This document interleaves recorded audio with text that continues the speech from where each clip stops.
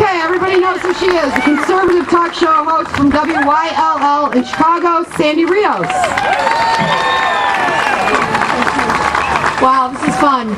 It's fun to see Americans stand up. You know, I was just thinking, signing. I'm kind of in the mood to sign something. I would like to sign my name very large on a piece of paper, SANDYRIOS,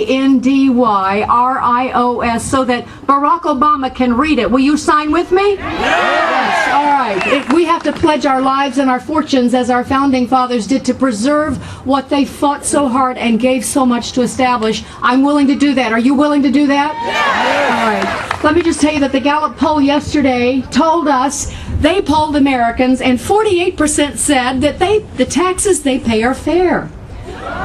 47% said the taxes they pay are not fair. But it's so interesting. About 48% of Americans don't pay any taxes. So that makes a lot of sense, don't you? That's the most reasonable Gallup poll I've ever seen. Let me just say that George Bernard Shaw said, a government which robs Peter to pay Paul can always depend on the support of Paul.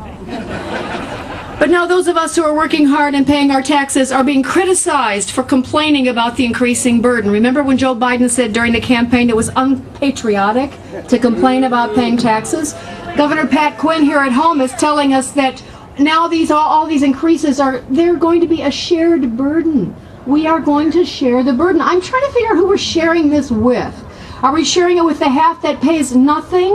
Are we paying it with the government that continues to give themselves pay increases and spend like, as John McCain would say, drunken sailors? Ronald Reagan said the government is like a baby's alimentary canal with a happy appetite at one end, no responsibility at the other end. James Bovard said democracy must be something more than two wolves and a sheep voting on what to have for dinner. But isn't it true that paying taxes willingly makes us a good citizen? If we are grateful, don't we do that? Well, I would say that yes. I think the answer is yes, if the taxes are fair, if they are equitable, and if government is spending responsibly and truly it is a shared burden, then yes, we pay our taxes gladly.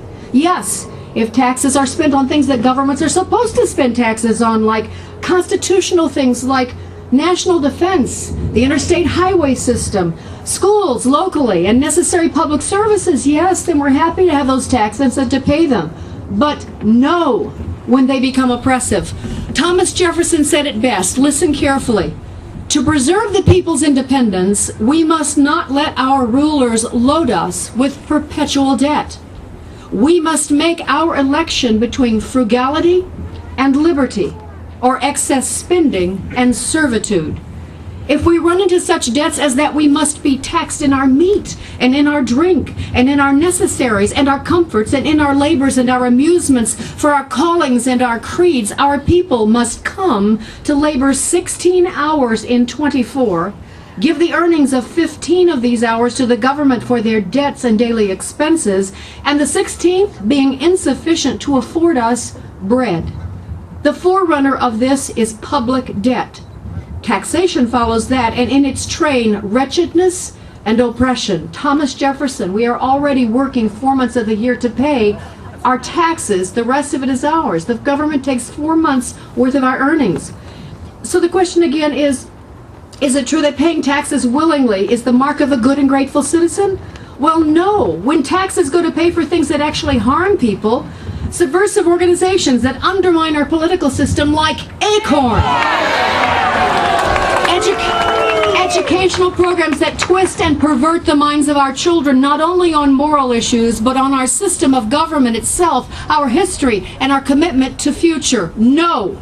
No. When taxes are used to reward the like-minded and punish the dissenters, no. When taxes are used to gain power and not to seek the good of the people, then no. No. When they are used to form unconstitutional civilian uniformed forces with our youth to further indoctrinate them, no. No. When our money goes to pay for goods and services that we find morally objectionable, when we are forced to pay for things we could never personally support or promote, no. No. When they are used to build up a Homeland Security Department and local police police forces to monitor so-called right-wing extremists who are now defined by Homeland Security not only as those who oppose abortion, illegal immigration, who are in favor of gun rights, but include now those who simply reject federal authority over state and local authority. You are now all officially right-wing extremists. Our taxes are paid.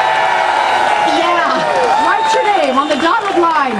But the second thing is your taxes are going to form those forces, and when taxes are paid for that, we are not bad citizens to oppose them, and our vote is no! And not when our tax dollars are used to suppress, punish, indoctrinate, and undermine the history and greatness of the country we have loved for the very things that others would destroy. When these things come to pass, it may be patriotic not to pay taxes.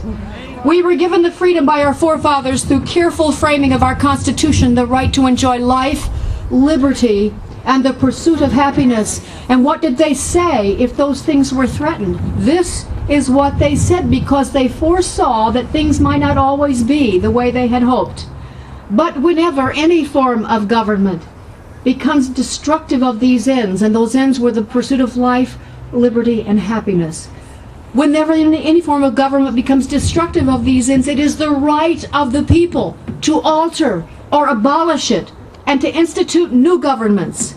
Now, those are fighting words written by men who were willing to fight for their freedom and for the freedom of future generations. Their blood is in our veins, and their hearts beat with a desire for justice just like ours. Let's rise to the occasion for the sake of their legacy and for the future of our children to save and preserve this great country.